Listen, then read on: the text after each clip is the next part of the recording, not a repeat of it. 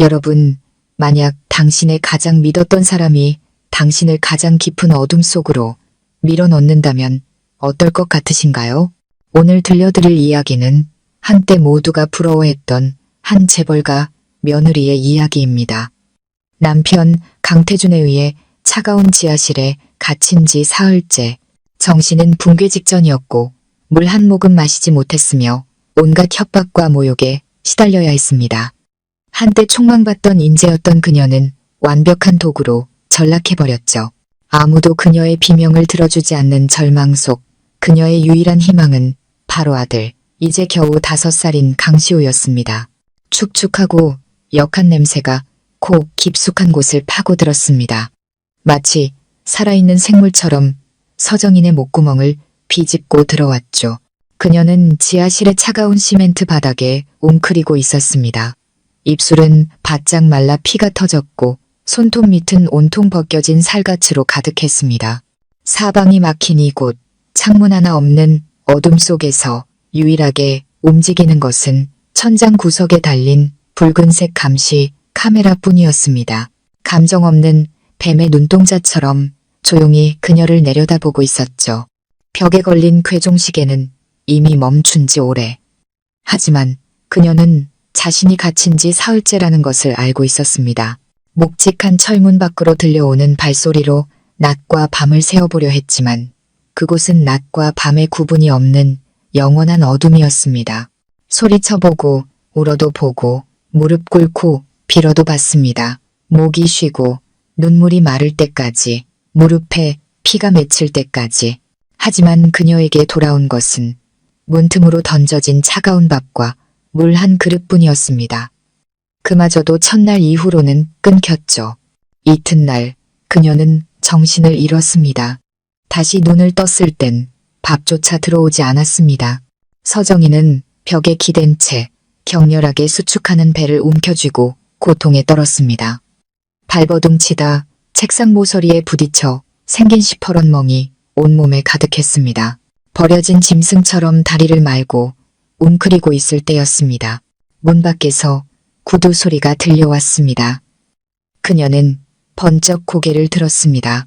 온몸의 신경이 곤두섰죠. 마지막 구명다쳐라도 잡는 심정으로 문으로 달려들었습니다. 문 열어. 강태준, 당신 지금 뭐 하는 짓이야? 그녀의 목소리는 찢어질 듯 갈라지고 떨렸습니다. 문 밖에서는 아무 대답이 없었습니다. 짧은 침묵 끝에 익숙한 남자의 목소리가 아무런 감정 없이 들려왔습니다. 깨어있으면 됐어.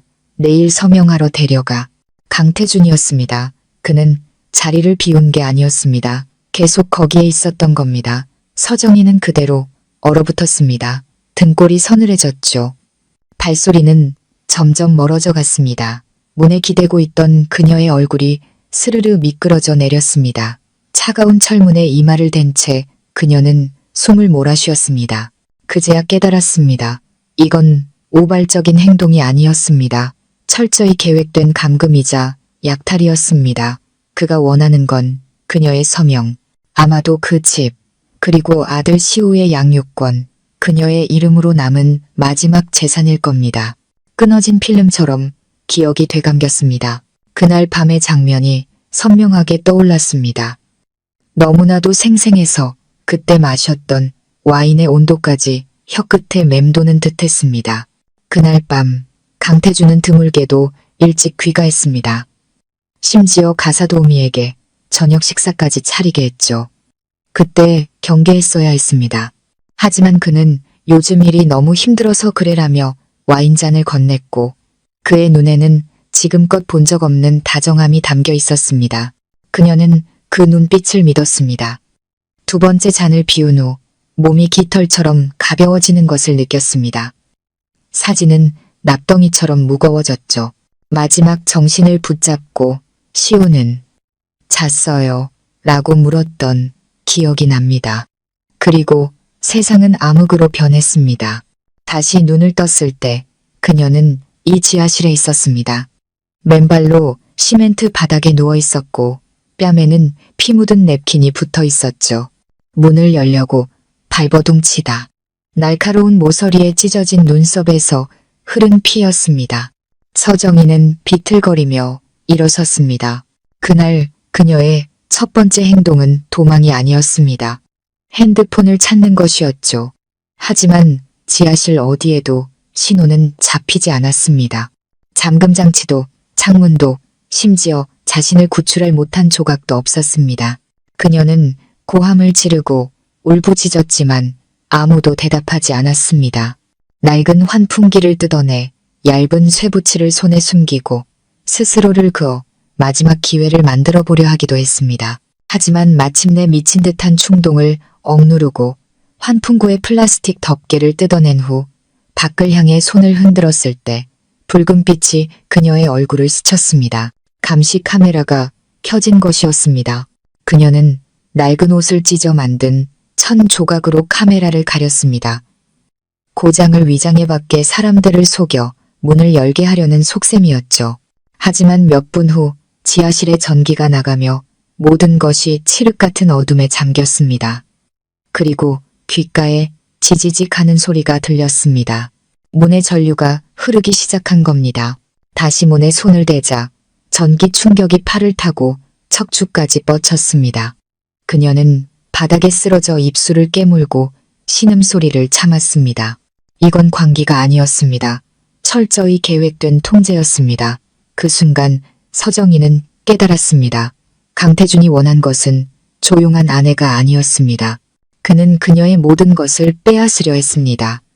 그녀의 정신, 행동, 재산, 그리고 신체의 자유까지도. 몇 달 전 우연히 받은 등기 우편이 떠올랐습니다. 아버지께서 남기신 낡은 집의 소유권 이전 서류였습니다. 그 집이 아직 자신의 명의로 되어 있다는 사실을 그제야 기억해냈습니다. 그녀는 잊고 있었지만 강태준은 잊지 않았습니다. 그는 오래전부터 그 집을 노리고 있었던 겁니다. 결혼 생활이 차갑게 식었다고만 생각했습니다. 하지만 이 결혼은 처음부터 끝까지 통제와 이용의 거미줄이었습니다. 이제 그가 원하는 것은 서명뿐. 그녀는 사람이 아니었습니다. 재산과 아이, 그리고 서명을 가진 도구일 뿐이었습니다. 서정희는 벽 구석에 몸을 웅크렸습니다. 팔에 얼굴을 묻고 이 망가진 몸을 땅속 깊이 숨기고 싶은 심정이었습니다. 지금이 낮인지 밤인지조차 알 수 없었습니다. 반쯤 혼수 상태에 빠져 있을 때였습니다. 머리 위에서 갑자기 타닥 타닥 하는 작은 소리가 들려왔습니다. 그녀는 번쩍 눈을 떴습니다. 소리는 머리 위 환풍구에서 간헐적으로 들려왔습니다. 엄마, 가늘고 여린 아이의 목소리가 조심스럽게 들려왔습니다. 마치 꿈결처럼. 엄마, 거기 있어요? 그녀는 환각인 줄 알았습니다. 환풍구 아래로 달려가 목이 갈라져 소리도 내지 못한 채 그저 쇠창살을 두드렸습니다. 시우야, 너니? 저편에서 잠시 침묵이 흘렀습니다. 이내 다급한 훌쩍임이 들려왔습니다. 엄마, 울지마. 엄마 우는 소리 다 들려. 서정희는 이를 악물었습니다. 눈물이 뚝뚝 떨어져 먼지 위로 번졌습니다. 어떻게 여기에 들키지 않았어? 쉿, 저 사람들 위층에서 밥 먹고 있어. 나 몰래 나왔어. 엄마가 아래 있는 거 알고 있었어. 매일 엄마 부르는 소리 들었는데 무서워서 말 못했어. 서정희는 한 손으로 입을 막고 다른 한 손으로 쇠창살을 꽉 잡았습니다. 손마디가 하얗게 질렸습니다. 엄마, 잠들면 안 돼. 잠들면 저 사람들이 엄마 죽었다고 할 거야. 작은 목소리는 다급했습니다. 목구멍이 불타는 듯했고 눈가가 뜨거웠습니다. 앉아, 엄마 앉아. 내 말 다 들을게. 그녀는 간신히 몸을 바로 세우고 한 글자 한 글자 힘주어 말했습니다. 시우야, 이제 엄마 말 잘 들어야 해. 잘 들어. 사람을 불러서 엄마를 구해줘. 엄마가 숨겨둔 물건이 있어. 기억나? 예전에 그 작은 옥놀이개. 환풍구 너머에서 잠시 망설이는 소리가 들렸습니다. 이내 시우가 칭얼거리듯 말했습니다. 엄마 목걸이에 있던 거. 맞아. 잘 들어. 지금 이걸 빼서 너한테 줄게. 너 내일 공원에서 병 줍는 할아버지 기억나? 회색 옷 입고 모자 쓰신 분. 공원 벤치 옆에 계시잖아. 알아. 엄마랑 갔었잖아. 하모니카 부시는 분. 그래, 바로 그분이야.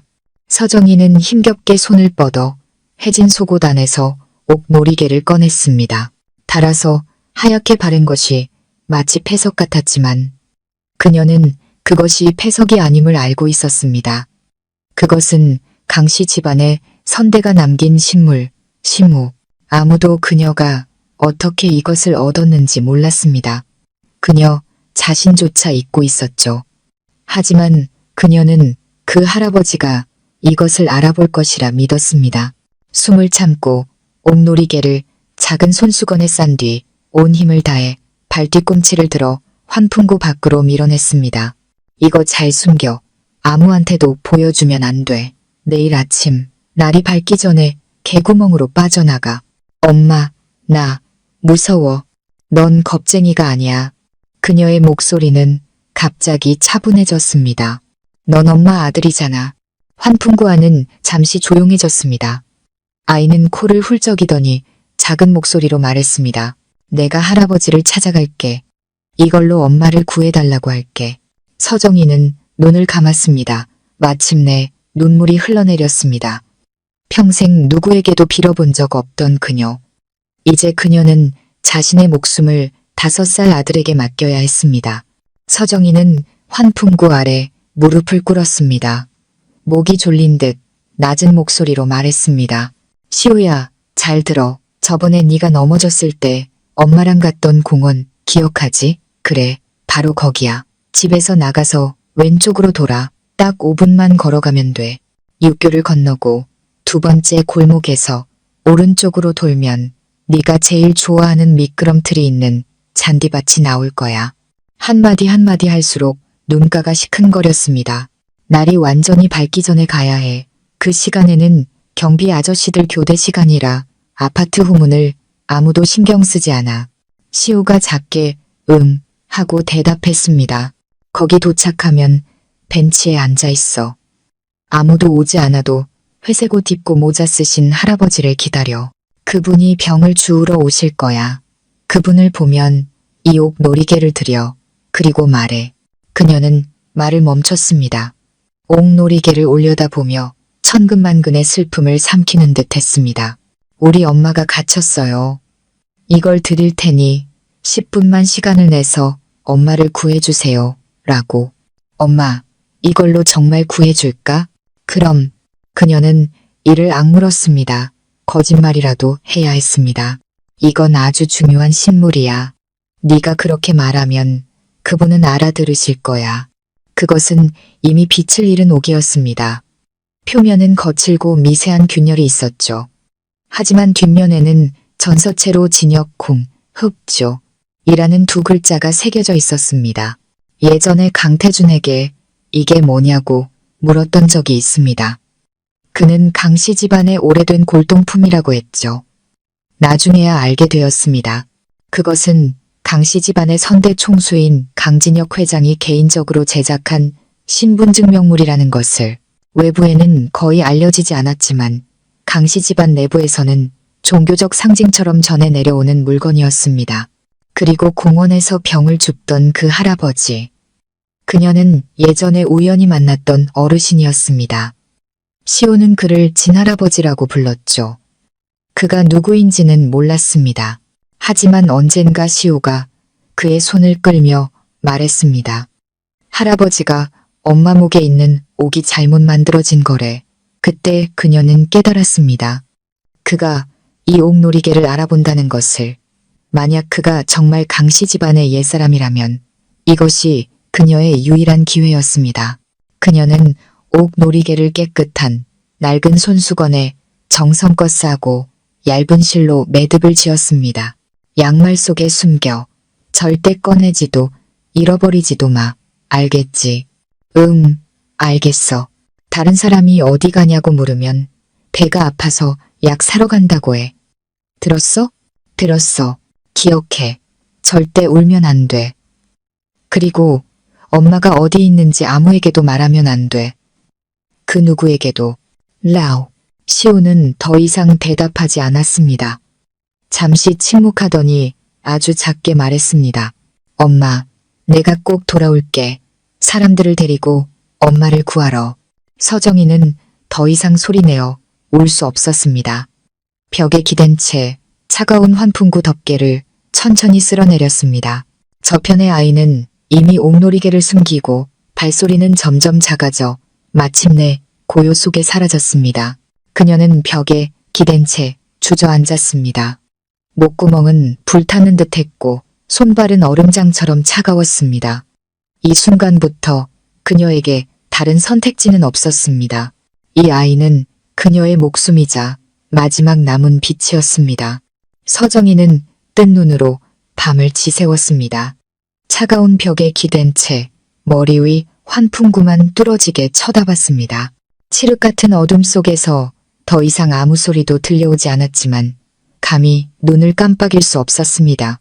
바람 소리가 살짝 들려오거나 위층에서 발소리가 날 때마다 심장이 철렁 내려앉았습니다. 그녀가 가장 두려워한 것은 밖의 발소리가 아니었습니다. 완전한 정적이었습니다. 그것은 시우가 잡혔을지도 모른다는 의미였으니까요. 얼마나 지났을까. 밖에서 옷이 철문에 스치는 소리, 그리고 무언가를 힘겹게 미는 듯한 작은 끽끽 소리가 들려왔습니다. 마치 의자를 옮기거나 어딘가 좁은 틈을 비집고 들어가는 소리 같았습니다. 그녀는 소리를 지르고 싶었지만 이성이 본능을 억눌렀습니다. 쥐 한 마리라도 놀라게 할까봐 감히 소리를 낼 수 없었습니다. 그저 미동도 없이 앉아있을 뿐이었습니다. 뼈가 바닥에 박힌 듯 탈수와 긴장으로 온몸이 불덩이처럼 달아올랐습니다. 피부는 타오르는데 영혼은 얼어붙는 듯 했습니다. 얼마나 시간이 흘렀는지 모릅니다. 한밤중이었을 수도 새벽이었을 수도 있습니다. 철문 아래 틈으로 희미한 새벽빛이 스며들었을 때 그녀는 벌떡 일어나 비틀거리며 환풍구 아래로 달려갔습니다. 밖은 이상할 정도로 조용했습니다. 그녀는 발뒤꿈치를 들고 개구멍과 가까운 구석으로 이동했습니다. 그곳은 지하실에서 유일하게 바깥의 한 귀퉁이를 볼 수 있는 곳이었습니다. 평소 빗자루로 가려놓았던 불규칙한 벽돌 틈새. 하지만 이번에는 빗자루가 바닥에 쓰러져 있었고 개구멍 옆에 있던 그녀가 직접 시우에게 만들어준 파란색 점퍼가 보이지 않았습니다. 심장이 쿵하고 내려앉았습니다. 호흡이 멎는 듯했습니다. 아니야, 잡혀갔을 리 없어. 그녀는 종이 찢는 소리처럼 쉰 목소리로 중얼거렸습니다. 그럴 리 없어. 그녀는 달려가 바닥 틈새를 두 손으로 붙잡고 필사적으로 밖을 내다봤습니다. 그때 그녀의 눈에 무언가가 들어왔습니다. 개구멍 밖 더러운 계단 위에 구겨진 냅킨 한 장이 놓여 있었습니다. 주방에서 쓰는 냅킨, 그녀가 설거지할 때 가장 자주 쓰던 붉은 꽃무늬가 찍힌 냅킨이었습니다. 그 위에는 어린이용 크레파스로 삐뚤빼뚤하게 쓰인 글씨가 있었습니다. 엄마 구하러 갈게. 어우나.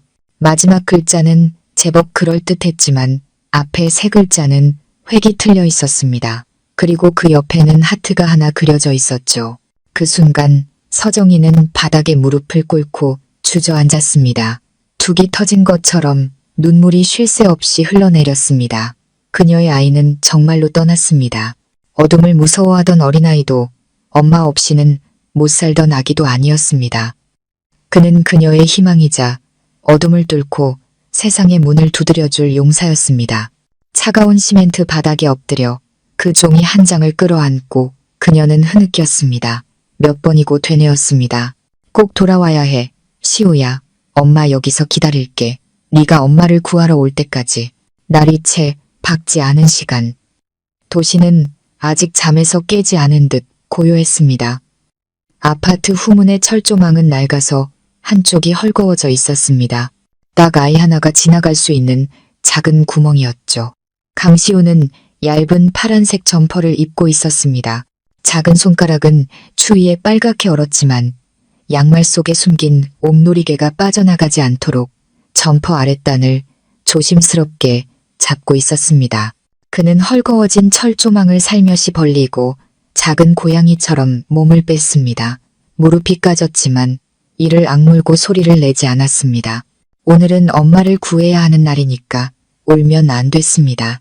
시우는 이슬 맺힌 길가의 보도블록을 밟으며 엄마가 알려준 길을 따라 한 걸음 한 걸음 나아갔습니다.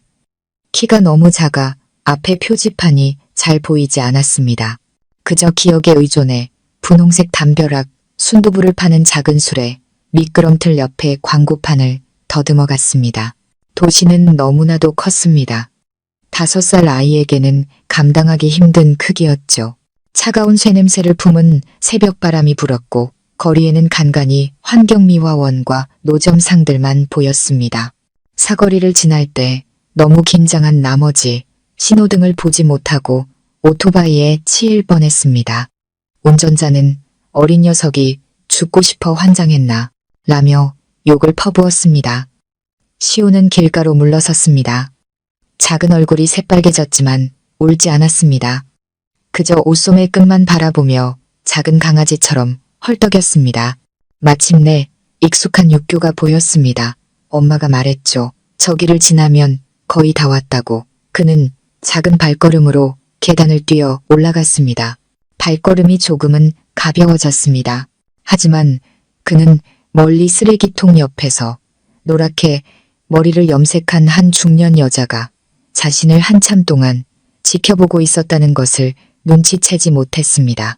그녀는 시우가 개구멍에서 나오는 것부터 비틀거리며 몇 개의 거리를 지나는 것까지 모두 지켜보고 있었습니다. 이제 그녀는 손에 든 담배를 끄고 다가왔습니다. 얘야, 엄마 잃어버렸니? 그녀는 몸을 낮추고 아주 다정하게 웃었습니다. 하지만 입가에 밝힌 금리 하나가 유난히 눈에 띄었습니다. 시우는 뒤로 물러서며 자기도 모르게 고개를 끄덕였습니다. 사람을 찾고 있어요. 나임, 혹시 너희 엄마 빨간 옷 입지 않으셨니? 아줌마가 방금 저 골목에서 너랑 아주 닮은 분을 봤는데 널 찾고 계시더라. 그녀는 손을 내밀며 웃었습니다. 자, 아줌마가 데려다 줄게. 시우는 잠시 망설였습니다. 막 발을 때려던 순간 여자의 바지 자락 밖으로 삐져나온 굵은 노끈이 보였습니다. 어른들이 상자를 묶을 때 쓰는 굵은 밧줄. 평소에 몸에 지니고 다닐 리 없는 물건이었습니다. 순간 TV에서 봤던 유괴 사건이 떠올랐습니다. 나쁜 사람들이 아이를 속인 다음 밧줄과 자루로 데려간다고 했던 이야기. 심장이 미친 듯이 뛰기 시작했습니다. 얼굴이 새하얗게 질려 꼼짝도 할 수 없었습니다. 여자는 그의 망설임을 눈치채고 손을 더 빨리 뻗었습니다. 겁먹지 마, 아줌마 나쁜 사람 아니야. 가서 사탕 사줄게. 그녀의 손이 시우의 손목에 닿으려는 순간 시우는 전기에 감전된 것처럼 소스라치게 놀라며 몸을 비틀었습니다. 엄마가 모르는 사람은 따라가면 안 된다고 했어요. Then 그는 비명을 지르며 뒤돌아 뛰었습니다. 여자의 얼굴이 굳어지며 빌어먹을 자식이라고 나지막이 욕설을 뱉고는 주머니에서 노끈을 꺼내며 뒤를 쫓았습니다. 하지만 시우는 이미 육교를 달려내려가 아침 시장의 인파 속으로 파고들었습니다. 몸집이 작고 동작이 빨랐던 그는 몇 번 몸을 틀자 금세 사람들 사이로 사라졌습니다. 그는 한 호떡 가게의 천막 뒤에 숨어 헐떡였습니다. 온몸이 사시나무 떨듯 떨렸죠. 밖에서는 여자의 욕설이 들려왔습니다. 젠장, 재수없게, 더럽게 빠르네. 한참을 기다린 후에야 그는 조심스럽게 고개를 내밀었습니다. 바람이 불어 작은 얼굴이 새빨갛게 얼었지만 울지 않았습니다. 그저 고개를 숙여 양말 속을 조심스럽게 만져보았습니다. 옥 놀이개는 그대로 있었습니다. 그는 나지막이 말했습니다. 엄마, 나 안 잃어버렸어. 그리고 다시 미끄럼틀이 있는 공원을 향해 걸어갔습니다. 어느덧 동이 터오고 있었습니다. 차가운 새벽 안개가 공원 위를 맴돌았고 가을 낙엽이 바닥에 가득했습니다. 밟을 때마다 사각사각 소리가 났습니다. 시우는 길가의 분홍색 담벼락을 따라 걸었습니다. 익숙한 미끄럼틀을 지나며 구석구석을 살폈습니다. 그 할아버지는 항상 왼쪽에서 두 번째 벤치에 앉아 계셨습니다. 병을 죽기 전에 하모니카를 부셨죠. 하지만 지금 그곳은 텅 비어 있었습니다. 주위를 둘러보았지만 익숙한 모습은 보이지 않았습니다. 실망한 채 벤치 옆 돌계단에 주저앉았습니다. 바람이 불어 귀가 새빨갛게 얼었습니다. 손을 비비며 작게 중얼거렸습니다. 안 계신가? 멀리 가셨나? 바로 그때였습니다. 멀리서 길고 아련한 하모니카 소리가 들려왔습니다. 바람 같기도 하고 노래 같기도 한 소리. 시우는 번쩍 고개를 들었습니다. 소리는 저편 회랑 쪽에서 들려오고 있었습니다. 그가 들어본 적 있는 멜로디, 마치 오래된 독일 영화의 배경음악 같았습니다. 그는 즉시 그곳으로 달려갔습니다. 늙은 회화나무 두 그루를 지나자 그가 보였습니다. 그 할아버지, 물 빠진 회색면, 외투를 입고 지팡이를 짚은 채 허리를 굽혀 바닥에 생수병을 주우며 하모니카를 불고 있었습니다. 모자를 푹 눌러써서 하얗게 센 턱과 마른 손가락만 보였습니다. 할아버지, 시우는 거의 달려가 안기다시피 했습니다. 노인은 깜짝 놀라 뒤를 돌아봤습니다. 깊게 팬눈에 놀라움이 스쳤습니다. 너는 나 기억하니? 저번에 엄마랑 같이 왔었어. 할아버지가 나한테 하모니카 불어줬잖아. 내 귀가 좋다고 했잖아. 노인은 미간을 찌푸리며 그를 자세히 뜯어보았습니다. 얼굴에 서서히 기억이 떠오르는 듯 했습니다. 네가 시우구나. 시우는 고개를 끄덕였습니다. 코끝이 빨개졌죠. 그는 허둥지둥 양말 속에서 작은 천 주머니를 꺼내 노인에게 불쑥 내밀었습니다. 너무 긴장해서 거의 울음이 터질 것 같았습니다. 이거 받으세요. 우리 엄마가 갇혔어요. 저 사람들이 못 찾게 해요. 할아버지가 이 옥 아는 거라고 했잖아요. 이거 드릴 테니 10분만 시간을 내주세요. 말을 할수록 목소리는 점점 작아져 마지막에는 거의 들리지 않았습니다. 그저 숨막히는 흐느낌만 남았죠. 이걸로 10분만 시간을 내서 우리 엄마를 구해주시면 안 돼요? 그 순간 강진혁의 움직임이 멈췄습니다. 그는 천뭉치를 받아들고 떨리는 손으로 천천히 펼쳤습니다. 그 안에서 너무나도 익숙한 옥이 드러났습니다. 거칠고 볼품없는 옥이었지만 뒷면에는 전서체로 진혁, 흑이라는 두 글자가 새겨져 있었습니다. 젊은 시절 그가 직접 새긴 글자였습니다. 이 옥은 30년 전 그가 딱 3개만 만들었습니다. 하나는 자신이 지니고 하나는 강씨 가문의 첫 번째 후계자에게 주었습니다. 그리고 마지막 하나는 그 사람에게 남겨두었습니다. 그가 끝내 찾지 못했던 그 사람에게. 어째서 이 옥이 이 아이의 손에 있는 것일까? 내 이름이 뭐냐? 그는 모래 위를 칼로 긋는 듯한 쉰 목소리로 물었습니다. 강시우요. 내 어머니는? 서정인이요. 강진혁의 얼굴이 굳어졌습니다.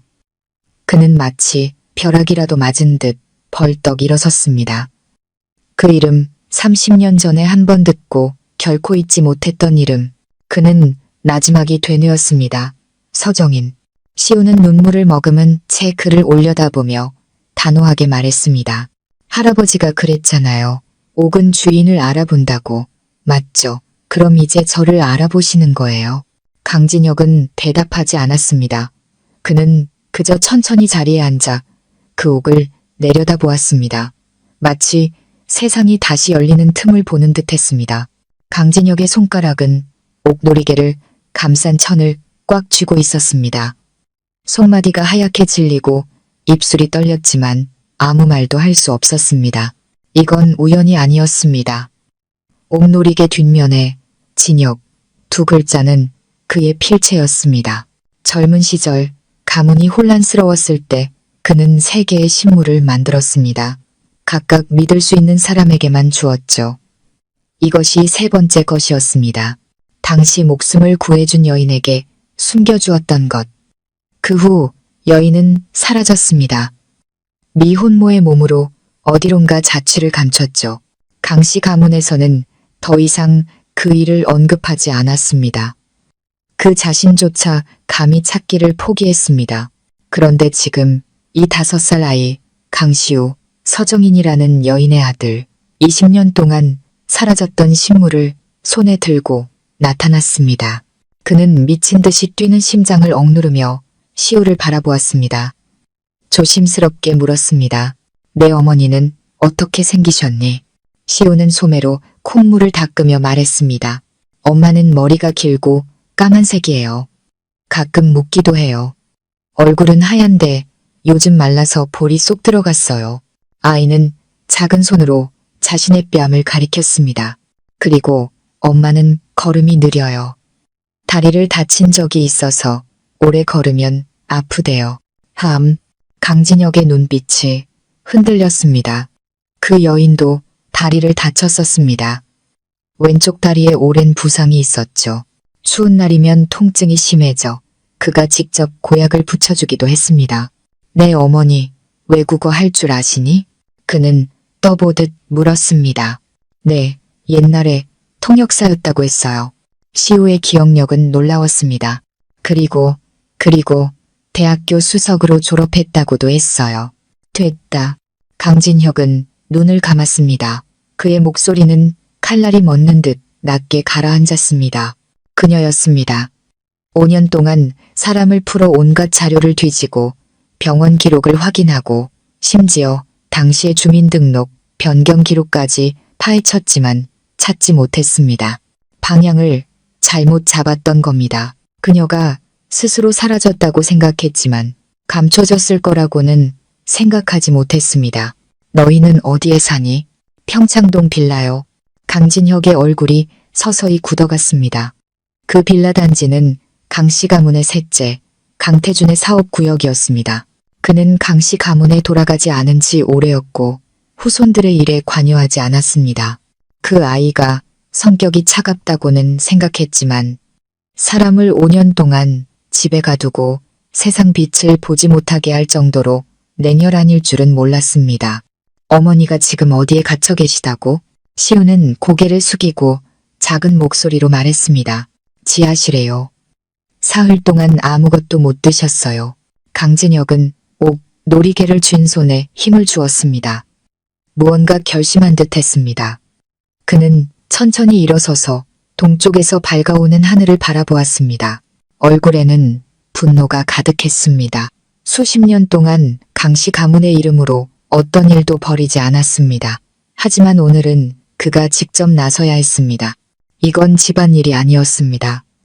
이것은 청산이었습니다. 강진혁은 바람 속에 서 있었습니다. 손에 든 놀이개가 그의 뼈마디를 묵직하게 짓눌렀습니다. 강씨 가문의 힘을 움직이지 않은 지 수십 년, 아무도 그에게 감히 무언가를 재촉하지 못했습니다.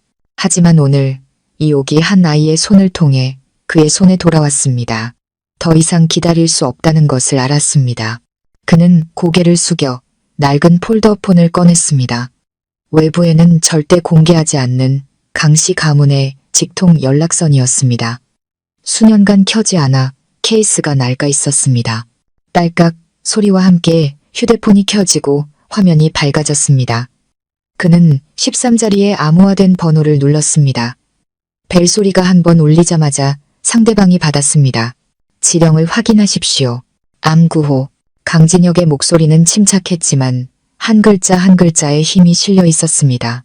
진혁, 3번째 인장. 저편에서 잠시 침묵이 흘렀습니다. 이내 다급한 키보드 입력 소리가 들려왔습니다. 배경에는 실내 팬이 돌아가는 소리가 희미하게 들렸습니다. 곧이어 상대방의 목소리가 확연히 바뀌었습니다. 억누를 수 없는 긴장이 섞인 목소리였습니다. 회장님, 아직 살아계셨습니까? 헛소리 집어치워. Now. 강진혁은 아침 해를 바라보며 칼날 같은 눈빛으로 말했습니다. 15분 내로 평창동 빌라 단지 전체를 봉쇄한다. 강성그룹 비선조직, 천둥의 전 인원을 소집해 1구역의 모든 지하실을 수색한다. 현장에 있는 자들은 모두 제압하고 경찰청장과 시장을 그곳으로 불러라. 그리고 강성그룹 본부에 통보해. 지금 이 시간부로 강태준 명의의 모든 자산을 동결하고 거래를 중지시킨다고. 그는 잠시 말을 멈췄습니다. 목소리가 갑자기 서늘해졌습니다. 그리고 그들에게 전해라. 이것은 강씨 가문의 옛 주인이 내리는 귀환 명령이라고.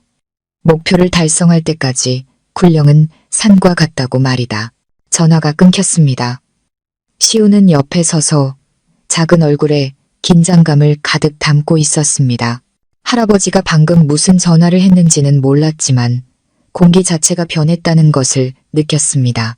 할아버지는 더 이상 하모니카를 부는 노인이 아니었습니다. 그는 바람 속에서, 오래된 시대 속에서, 아무도 감히 언급하지 못했던 과거 속에서 걸어나온 잠든 거인이었습니다. 단 한 통의 전화로 이 도시의 권력 구조를 뒤흔든 거인. 강진혁은 휴대폰을 집어넣고 천천히 몸을 낮춰 시우의 작은 머리를 쓰다듬었습니다. 어머니께 전해라. 버티고 계시라고. 정말 구하러 가실 거예요? 내가 가는 게 아니다. 그는 동쪽 하늘 끝을 바라보며 낮고 서늘한 목소리로 말했습니다. 강씨 가문 전체가 그분을 구하러 가는 것이다. 그 말은 마치 거대한 돌덩이처럼 새벽 안개 속에 묵직하게 내려앉았습니다. 강진혁은 일어서서 지팡이를 짚고 멀리서 점점 뜨거워지는 햇살을 바라보았습니다. 눈에는 불꽃이 일렁였습니다. 방금 그 전화 한 통이 강씨 가문 내부의 수십 년 된 위선을 공식적으로 찢어버리는 것과 같다는 것을 그는 잘 알고 있었습니다. 그때 등 뒤에서 작은 목소리가 들려왔습니다. 할아버지. 그가 뒤를 돌아보자 강시우가 멀지 않은 곳에 서서 손가락을 꼼지락거리고 있었습니다. 찬바람에 얼굴이 빨갛게 상기되어 있었죠. 입술을 꾹 다문 채 한참을 망설이다가 물었습니다. 정말 제 말을 믿으세요? 강진혁은 잠시 멈칫했습니다. 시우는 그를 보지 않고 자신의 발끝만 내려다보며 작은 목소리로 말했습니다. 어른들은 어린애 말은 아무도 안 듣는다고 했어요. 제가 거짓말한다고 겁쟁이에 울보라고 했어요. 만약 제가 길을 잘못 알려드렸거나 이옥이 다른 거거나 엄마가 할아버지가 찾는 사람이 아니면 어떡해요? 할아버지도 제가 거짓말쟁이라고 생각하면 아이는 말하며 코를 훌쩍였지만 눈물은 끝까지 참아냈습니다. 그러면 엄마는 정말로 구할 수 없어요. 강진혁은 한 걸음 다가섰습니다. 지팡이가 땅에 닿으며 맑은 소리를 냈습니다. 그는 몸을 반쯤 낮추고 손을 들어 시우의 삐뚤어진 털모자를 바로잡아 주었습니다. 아주 가볍지만 느린 동작이었습니다. 마치 상처 입은 작은 짐승을 놀라게 하지 않으려는 듯 그는 처음으로 온화한 목소리로 물었습니다. 너는 나를 믿니? 시우는 멈칫하며 동그래진 눈으로 고개를 들었습니다. 네, 믿어요. 그럼 됐다. 강진혁은 그를 바라보았습니다. 눈에는 다른 누구에게도 보여준 적 없는 깊은 의미가 담겨 있었습니다. 네가 나를 믿으면 나는 네 어머니를 믿는다. 그는 더 이상 설명하지 않았습니다. 추리도 증거도 없었습니다. 그저 이 간단한 한마디가 쇠모처럼 시우의 마음에 밝혔습니다. 그 순간 도시의 새벽빛이 마침내 안개를 뚫고 솟아올랐습니다. 하늘가의 노을이 옥 놀이개에 비쳐 옅고 따뜻한 빛을 반사했습니다. 마치 모든 것이 이제 막 시작되려는 것처럼. 평창동 빌라 3층 안방. 분노에 찬 고함 소리에 샹들리에가 흔들렸습니다. 김 여사, 유 실장, 다 어디 갔어? 애는 어디 갔냐고. 강태준의 목소리는 찢어지는 쇠소리 같았습니다. 그는 잠옷가운만 걸친 채 맨발로 방을 뛰쳐나왔습니다. 잠이 덜 깬 얼굴이었지만 눈에는 불이 타오르고 있었습니다. 가사도우미들은 서로 눈치만 볼 뿐 감히 대답하지 못했습니다. 사람 단속 똑바로 하라고 했지. 그는 손을 들어 침대 옆 협탁을 그대로 바닥에 내리쳤습니다. 애 하나 제대로 못 보면서 월급 받아 처먹을 자격이 있어? 그 미친 여자가. 위층에서 도자기가 깨지는 소리가 들려왔습니다. 서정희는 지하실에서 그 소리를 똑똑히 듣고 있었습니다. 구석에 웅크린 채 메마른 눈으로 미동도 없이 앉아 있었습니다. 강태준은 미친 듯이 주방 의자를 걷어차고 모든 문을 열어젖혔습니다. CCTV 돌려봐. 그는 관제실로 달려갔습니다. 비서는 옆에서 벌벌 떨며 컴퓨터조차 제대로 들지 못했습니다. 어제부터 지금까지 영상 전부 다 돌려봐. 당장. 네. 그는 핏발선 눈으로 마우스를 클릭하며 자신의 인내심을 잘라내듯 타임라인을 빠르게 훑었습니다. 마침내 그 화면을 찾아냈습니다. 새벽 5시 12분 정원 카메라. 파란색 점퍼를 입은 작은 아이가 고개를 숙인 채 철조망 옆 개구멍으로 빠져나가고 있었습니다. 동작은 느리고 어설펐죠. 아이는 아무도 없는 것을 확인하려는 듯 뒤를 한번 돌아보고는 어둠 속으로 사라졌습니다. 강태준은 잠시 멍하니 서 있었습니다. 이내 그의 손에 들려있던 마우스가 퍽 소리를 내며 화면에 부딪혔습니다. 유리가 깨지고 스파크가 튀었습니다. 나갔어. 그 빌어먹을 자식이 나갔어. 어떻게 개구멍으로 나갈 생각을 했지. 누가 가르쳐준 거야? 그 여자야? 그 여자가 가르쳐준 거냐고. 비서는 겁에 질려 횡설수설했습니다. CCTV 상으로는 서정인 씨와 접촉한 적이 계속 지하실에만 계셨습니다. 강태준은 깊은 숨을 내쉬었습니다. 목에 핏대가 섰죠. 그는 갑자기 냉소를 터뜨렸습니다. 개구멍. 사흘을 굶고도 개구멍으로 기어나가 목숨을 구하겠다? 좋아, 서정인. 아직 아무것도 포기하지 않았었군. 그는 아래층으로 내려가며 소리쳤습니다. 문 잠가. 당장 개구멍 막아버리고 차고 문은 용접해. 창문이란 창문은 전부 다 잠가. 경호원 한 명도 자리 비우지 마. 핸드폰, 무전기 전부 다 반납시켜. 네. 빌라 전체가 순식간에 비상사태에 돌입했습니다. 가사도우미들은 폭풍 전야처럼 사방으로 흩어져 뛰어다녔습니다. 그리고 강태준은 계단 꼭대기에 서서 주먹을 꽉 쥐었습니다. 그의 눈빛은 얼음 칼날처럼 차가웠습니다. 그는 이를 갈며 말했습니다. 그 어린 놈이 감히 나가서 헛소리를 짓거렸다간 내 손에 죽을 줄 알아. 아래층에서는 가사도우미와 경호원들이 모든 창문을 걸어 잠그고 있었습니다. 개구멍은 철판으로 용접되었죠. 빌라 전체가 마치 봉인된 관처럼 변했습니다. 강태준은 거실 중앙에 서서 지나칠 정도로 침착했습니다. 그는 이미 수습 방법을 생각하기 시작했습니다. CCTV 삭제, 입단속, 가사도우미에게 책임 전가. 그는 아직 시간이 있다고 생각했습니다. 하지만 그는 완전히 틀렸습니다. 바로 그때 퍽 하고 천장의 샹들리에가 깜빡이더니 빌라 전체가 암흑에 휩싸였습니다. 정전이었습니다. 무슨 일이야? 그가 소리쳤지만 아무도 대답하지 않았습니다. 전원 시스템이 통제 불능이었습니다. 거실뿐만 아니라 비상등조차 켜지지 않았습니다. 비서는 황급히 무전기를 꺼냈지만 화면은 먹통이었습니다. 무전기도 안 돼. 강태준의 눈꺼풀이 파르르 떨렸습니다. 무언가 더 물으려던 순간 갑자기 우르르릉 하는 묵직한 바퀴 소리가 멀리서부터 다가왔습니다. 어둠 속에서 압도적인 위압감을 풍기며 한 대가 아니었습니다. 차량 행렬이었습니다. 불도 켜지 않은 채 질서정연하게 빌라 외부 도로에서부터 정문, 후문, 담벼락 아래까지 빈틈없이 정차했습니다. 뒤이어 수십 개의 정제된 발소리가 들려왔습니다. 군화가 땅에 닿는 소리, 통신기가 삑삑거리는 소리, 그리고 차갑고 단호한 외침. 1조, 외부 봉쇄. 2조, 담장 해체 후 진입. 3조, 대기. 문 열어. 강태준은 그 자리에 못 박힌 듯 서 있었습니다. 누군가 목을 조르는 것 같았죠. 그는 창가로 달려갔지만 밖의 상황을 볼 수 없었습니다. 창문이 전부 불투명한 페인트로 칠해져 있었습니다. 그는 분노에 차 소리쳤습니다. 경비, 불 켜, 비상등 켜라고. 하지만 그 순간 빌라 전체는 세상과 단절된 섬 같았습니다. 불은 꺼지고 통신은 두절되고 창문은 봉쇄되었습니다. 그의 모든 명령은 허공에 흩어졌습니다. 아무도 응답하지 않았죠. 마침내 그는 무언가 잘못됐다는 것을 깨달았습니다. 비서를 돌아보며 처음으로 불안한 목소리로 물었습니다. 밖에 누가 온 거야? 비서는 사색이 되어 손을 떨었습니다.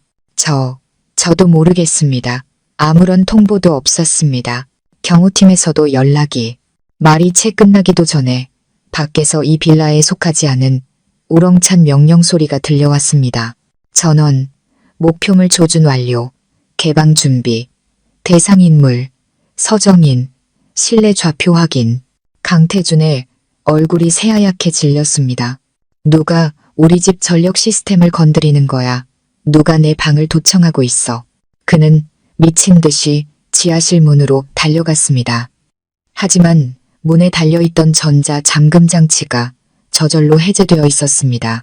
제어판을 눌러보았지만 화면에는 권한 이전 완료라는 네 글자만 떠 있을 뿐이었습니다.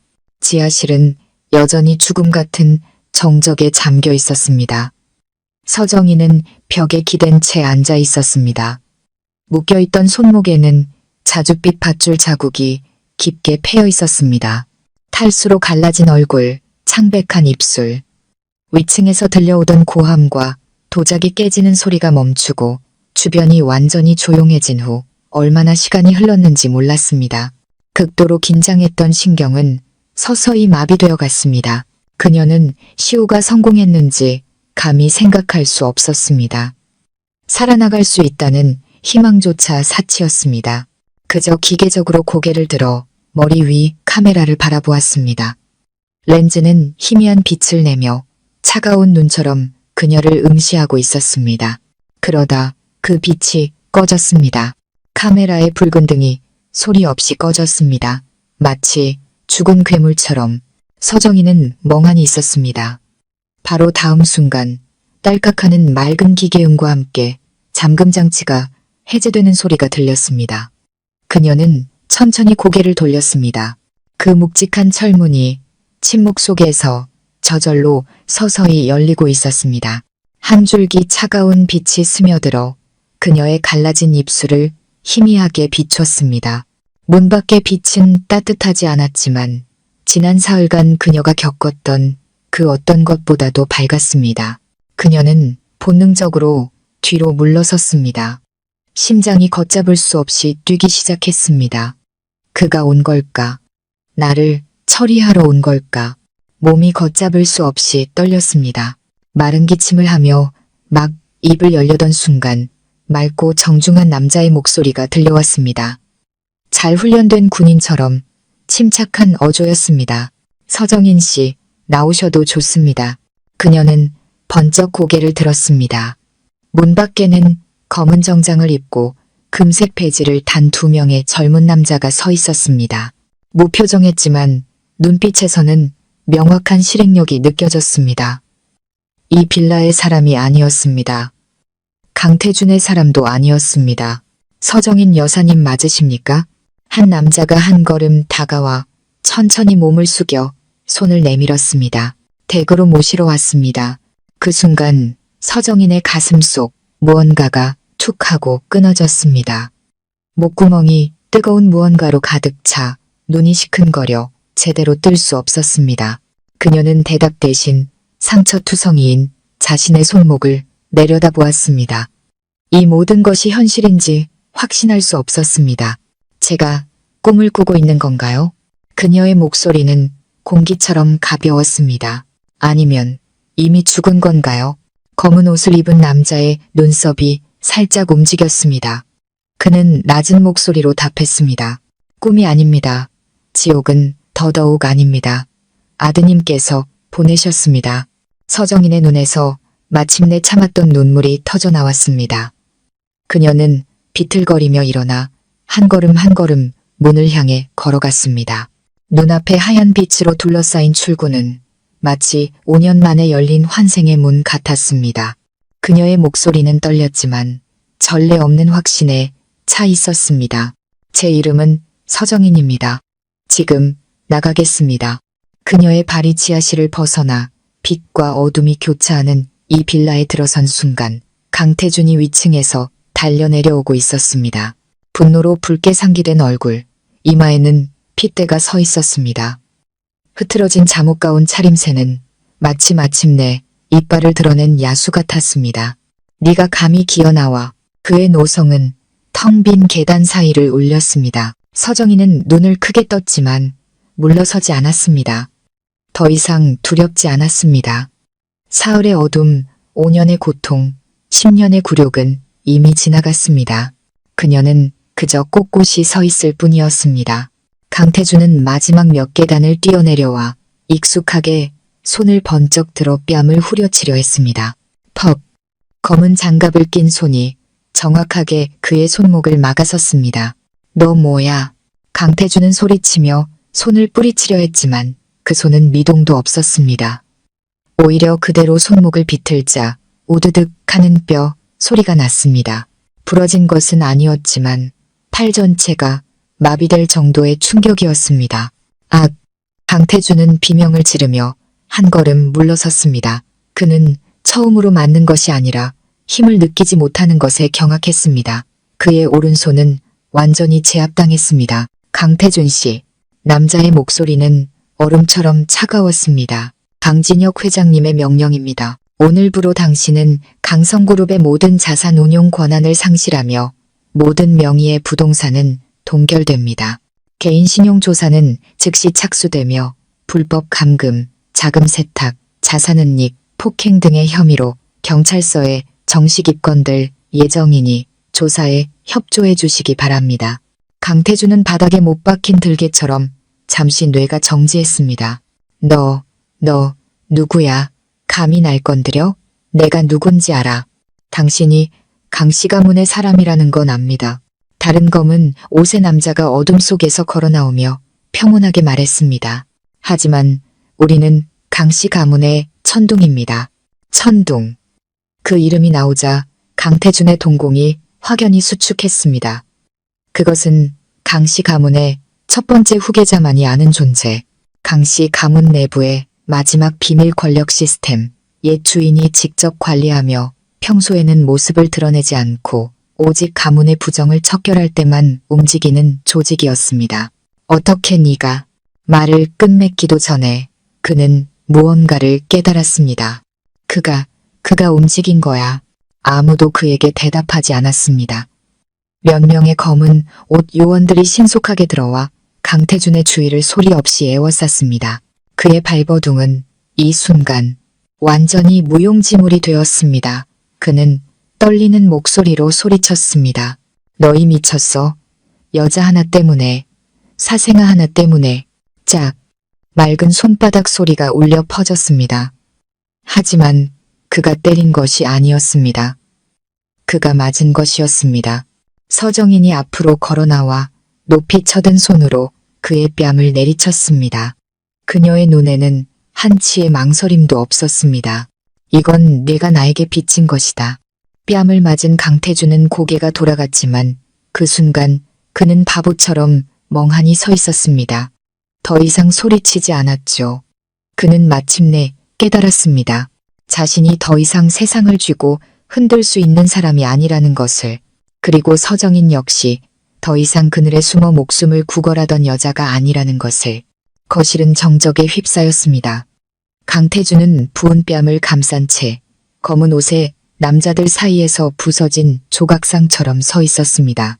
아무도 그를 사장님이라 부르지 않았고 아무도 그를 위해 한마디도 하지 않았습니다.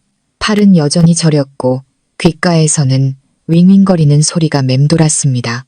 하지만 마음속에는 단 하나의 미친 생각만이 남았습니다. 말도 안 돼. 그는 이 모든 것이 현실이라는 것을 믿을 수 없었습니다. 너희들, 이럴 순 없어. 그는 찻상을 붙잡고 간신히 몸을 일으켰습니다. 목소리는 녹슨 쇠붙이처럼 갈라졌습니다. 나는 강씨 가문의 직계야. 지분도 있고 상속권도 있어. 누가 감히 날 건드려. 그의 말이 채 끝나기도 전에 현관 쪽에서 낮고 묵직한 목소리가 들려왔습니다. 강태준, 문이 서서히 열리고 차가운 바람이 실내로 스며들었습니다. 가장 먼저 문턱을 넘은 것은 시장 본인이었습니다. 말끔한 정장 차림에 냉정한 표정. 뒤이어 2명의 경찰 고위 간부가 따랐습니다. 그리고 그들 뒤에서 검은 지팡이를 짚고 천천히 걸어 들어오는 노인이 있었습니다. 느리지만 꼿꼿한 걸음걸이, 희끗희끗한 머리칼, 쇠처럼 단단한 눈빛. 아무런 감정도 담겨 있지 않았지만 그 자리에 있는 모든 사람을 긴장하게 만들었습니다. 강진혁, 강씨 가문의 일대 창업주, 한 손으로 강성그룹이라는 왕조를 일으켰던 인물. 10년 전 은퇴를 선언하고 단 한 번도 공식 석상의 모습을 드러내지 않았던 그가 지금 강태준의 앞에 서 있었습니다. 담담한 눈빛으로 상속권이라 그가 낮고 분명한 목소리로 물었습니다. 내게 그런 것이 있다고 했느냐? 강태준은 목이 메었지만 억지로 버티려 했습니다. 할아버님, 저는 가문의 장남입니다. 저는 단 한 번도 잘못한 적이 없습니다. 이 여자가 거짓말을 하는 겁니다. 강씨 가문을 무너뜨리려는 겁니다. 강씨 가문을 무너뜨린 것은 이미 오래전부터 너였다. 강진혁이 그의 말을 끊었습니다. 지팡이를 들어 천천히 그의 발밑을 가리켰습니다. 오늘부로 내 명의의 지분은 동결되고 신분은 박탈되며 상속권은 영구히 소멸된다. 너는 더 이상 강씨 가문의 사람이 아니다. 그 한마디에 강태준은 비틀거리며 뒤로 물러섰습니다. 붉게 달아올랐던 얼굴이 새하얗게 질려 거의 소리도 내지 못했습니다. 어떻게 그러실 수가. 할아버님 마음대로 저를. 강진혁은 그를 한번 쳐다보았습니다. 그 눈빛에는 분노가 없었습니다. 그저 실패작에 대한 마지막 확인이 담겨 있을 뿐이었습니다. 네가 강씨성을 가졌다고 해서 강씨 가문의 사람이 되는 것은 아니다. 너는 강씨 가문의 자원과 이름으로 한 여자를 5년간 감금하고 그 아들을 죽일 뻔했으며 자산을 빼돌리고 검은 세력을 동원했다. 지난 세월 너는 구더기처럼 살아왔다. 이제 내가 너를 강씨 가문에서 완전히 도려내는 것이다. 강태준은 마침내 버티지 못하고 바닥에 주저앉았습니다. 아무 말도 하지 못했죠. 그는 눈앞의 노인을 바라보았습니다. 한때 자신의 운명을 쥐고 있던 사람, 자신의 가장 비참한 순간에 만인 앞에서 그의 완전한 실권을 선고하는 사람. 그 순간 그는 깨달았습니다. 더 이상 아무도 자신을 위해 말해주지 않을 것이라는 것을. 강진혁은 고개를 돌려 서정인을 바라보았습니다. 그 눈빛은 어떤 말보다도 묵직했습니다. 그는 천천히 손을 내밀었습니다. 목소리에 마침내 약간의 온기가 담겼습니다. 서정인 씨, 돌아온 것을 환영하오. 서정인은 잠시 멈칫했습니다. 늙었지만 힘있는 손. 굳은 살이 박여 있었지만 그녀의 기억 속 그 어떤 손보다도 안전하게 느껴졌습니다. 그녀는 떨리는 손으로 그 손을 잡았습니다. 검은 세단 행렬이 강씨 가문의 본가로 천천히 들어섰습니다. 구불구불한 산길에는 아직 새벽 안개가 거치지 않았습니다. 차바퀴가 청석바닥을 지나며 자잘한 소리를 냈습니다. 산중턱에 자리한 붉은 벽과 검은 기와의 거대한 저택. 존경당, 존징당 이라는 세 글자가 새겨진 현판은 묵직하고 위험 있었습니다. 이곳은 강씨 가문의 100년 뿌리이자 권력이 단 한 번도 떠난 적 없는 곳이었습니다. 차문이 열리고 서정인이 시우의 손을 잡고 내렸습니다. 그녀는 병원에서 빌린 임시 외투를 입고 있었고 머리는 채 마르지 않았으며 얼굴에는 옅은 혈색이 돌았습니다. 시우는 그녀 곁에 바싹 붙어 낡고 더러워진 파란색 점퍼를 입은 채 긴장된 눈빛으로 엄마의 옷자락을 꽉 쥐고 있었습니다. 그들은 강씨 가문 본가문 앞에 섰습니다. 마치 어울리지 않는 그림자처럼 문 앞에는 제복을 입은 하인들이 두 줄로 정렬해 있었지만 모두의 시선이 모자에게 쏠렸을 뿐 아무도 다가오거나 말을 걸거나 인사를 하지 않았습니다. 공기는 시멘트처럼 차갑게 굳어 있었습니다. 그때 묵직한 지팡이 소리가 들려왔습니다. 쿵, 쿵, 쿵. 응접실 쪽에서 은발의 노부인이 천천히 걸어 나왔습니다. 짙은 남색의 최고급 비단 한복을 입고 눈가는 처졌지만 표정은 서늘했습니다. 손에는 자단목으로 만든 용머리 지팡이를 쥐고 있었죠. 박노 부인, 강진혁의 정실 부인. 젊은 시절 그와 함께 전쟁 같은 사업판을 헤쳐나왔고 지금은 늙었지만 눈빛은 여전히 칼날처럼 날카로웠습니다. 그녀는 한 계단 한 계단 내려와 시우에게서 3초간 시선을 떼지 않다가 서서히 서정인에게로 시선을 옮겼습니다. 마치 불청객을 보는 듯한 눈빛이었습니다. 강씨 가문의 문턱이 언제부터 아무나 드나드는 곳이 되었지? 목소리는 높지 않았지만 한 글자 한 글자가 등골을 서늘하게 했습니다. 서정인은 움직이지 않았습니다. 꼿꼿이 선 채 눈에는 두려움도 예의 바른 미소도 없었습니다. 아무나가 아닙니다. 저와 제 아들입니다. 그녀는 평온하게 답했습니다. 노부인은 냉소했습니다. 칼날 같은 시선이 그녀의 얼굴을 훑었습니다. 내 아들이라니 그게 무슨 근본이지? 네가 그렇다고 하면 그런 것인가? 사생아 하나에 아무도 인정하지 않는 여자 하나가 빈말로 강씨 가문의 재산을 탐하러 오다니 참으로 대단한 계산이군. 뒤에 서 있던 몇몇 강씨 가문의 반개 친척들도 나지막이 수군거리며 비웃음을 머금었습니다. 시우는 겁을 먹고 뒤로 물러서 엄마 뒤에 숨었습니다. 서정이는 그를 힐끗 보고 그의 손을 마주 잡았습니다. 손바닥에 부드럽게 힘을 주어 괜찮다는 신호를 보냈죠. 그녀는 고개를 들어 노부인을 바라보았습니다. 저희가 이 문에 들어설 자격이 있는지는 사모님께서 결정하실 일이 아닙니다. 저희가 온 것은 강 회장님께서 직접 사람을 보내셨고 시장님께서 동행하셨습니다. 만약 문제가 있다고 생각하시면 지금이라도 전화해서 저희를 돌려보내라 하시면 됩니다. 노부인의 눈빛이 순간 굳어졌습니다. 주위 사람들의 얼굴색도 변했죠. 서정인의 입꼬리가 살짝 올라갔습니다. 웃음기는 없었지만 그 어떤 비웃음보다도 날카로웠습니다. 제가 온 것은 여러분의 인정을 받기 위함이 아닙니다. 저희가 돌아왔다는 것을, 그리고 진정한 후계자가 당신들 눈앞에 서 있다는 것을 알려드리기 위함입니다. 노부인의 얼굴이 서서히 굳어갔습니다. 지팡이를 쥔 손가락에 힘이 들어갔죠. 입만 살았구나. 그녀는 나지막이 냉소하며 옆에 선 여집사에게 명령했습니다. 의료팀 불러. 피를 뽑아서 확인해야겠다고 하지 않더냐. 똑똑히 확인하고 만약 아니라고 나오면 제 발로 걸어나갈 생각은 말라고 전해라. 서정이는 한치도 물러서지 않았습니다. 좋습니다. 시우에게 그럴 자격이 있는지도 똑똑히 확인시켜드리죠. 강씨 가문 본가의 응접실은 공기마저 진공 상태가 된 듯했습니다. 20분도 채 되지 않아 강씨 가문의 개인 의료팀이 소집되었습니다. 모두 흰 가운을 입고 침착한 걸음으로 신속하게 움직였습니다. 혈액검사 장비가 거실로 들어왔고 현장에서 즉시 결과를 확인할 수 있는 시스템까지 갖춰져 있었습니다.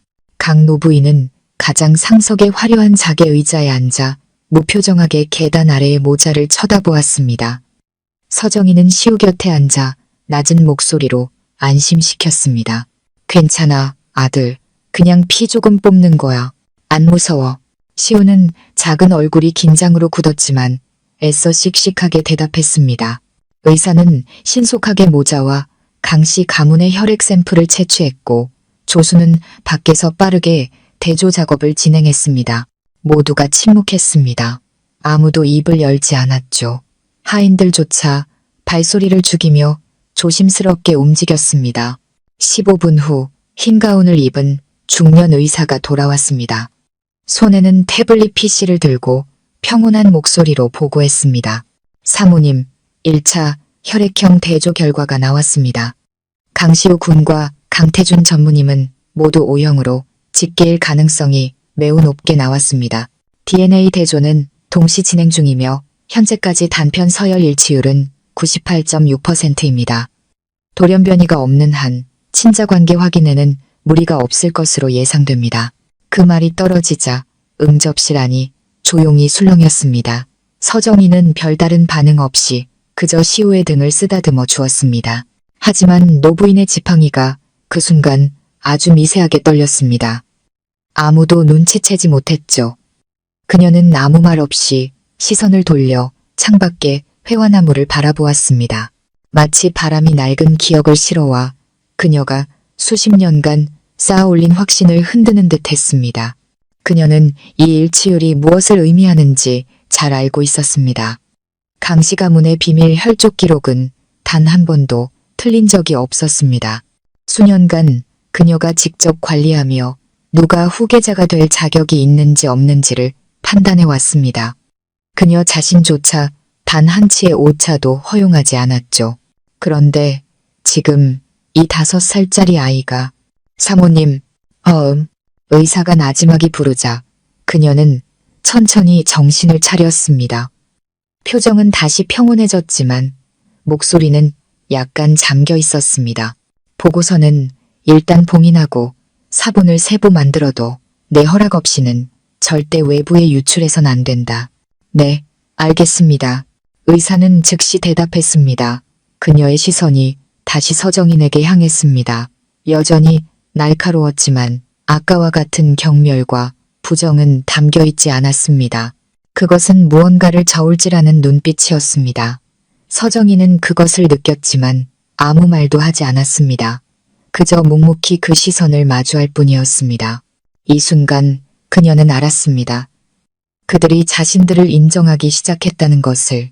혈액 검사 후 서정인과 시우는 본가 뒤뜰의 임시 객실에 머물게 되었습니다. 표면적으로는 아이를 돌본다는 명목이었지만 실질적으로는 감시하에 있는 것이나 마찬가지였습니다. 한편 본가 응접실의 분위기는 미묘하게 변해가고 있었습니다. 다음날 정오에 열릴 가족회의를 앞두고 강씨 가문에 이름 있는 반계 식구들이 속속 도착했습니다. 그들은 서로 예의 바르게 인사를 나누면서도 암암리에 눈빛을 교환했습니다. 들었어. 혈액형이 일치했대. 의료팀 쪽에서 1차 결과가 나왔다더군. DNA는 아직 확인 중이지만 정말이야? 너무 갑작스럽잖아. 그냥 내연녀인 줄 알았는데. 강태준이 어떻게 자기 호적에 아이를 올렸을까? 5년 전에 쫓겨났다고 하지 않았어? 만약 정말로 친자 확인이 되면 어떻게 되는 거지? 그럼 저 아이가 직계 후계자가 되는 거잖아. 직계 후계자.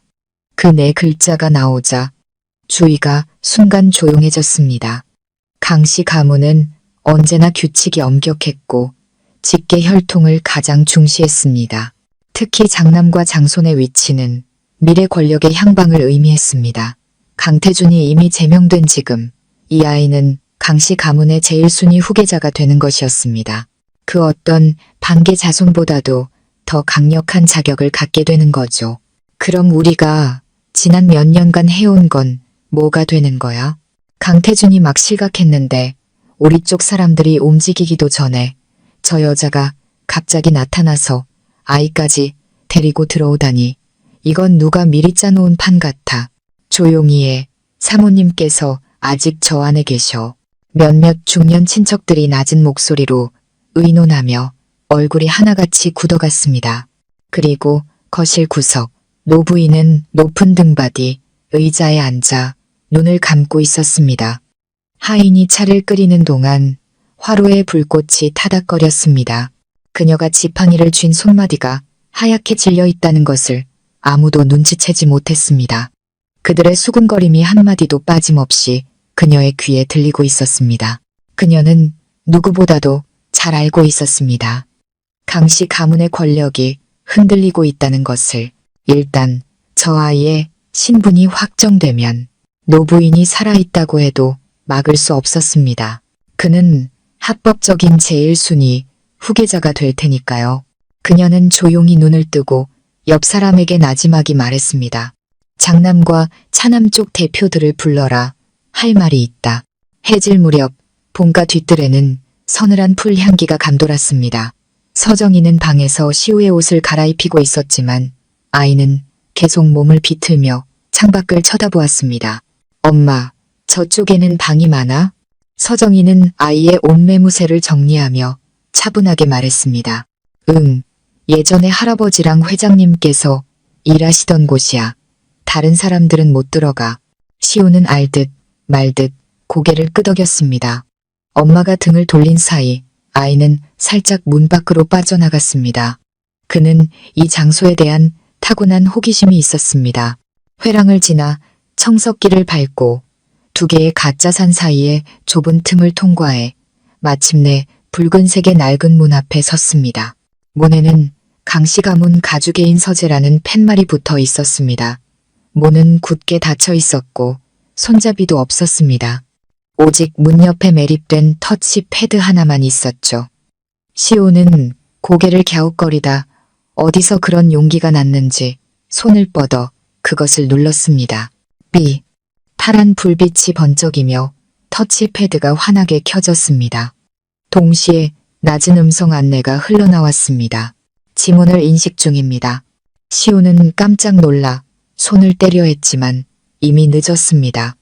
이내 화면에 글자가 떠올랐습니다. 인식 성공. 강씨 가문 차대 직계, 후손 번호 1, 접근 권한 확인, 개방합니다. 딸깍, 서재문이 저절로 열렸습니다. 시우는 그 자리에 서서 입을 떡 벌렸습니다.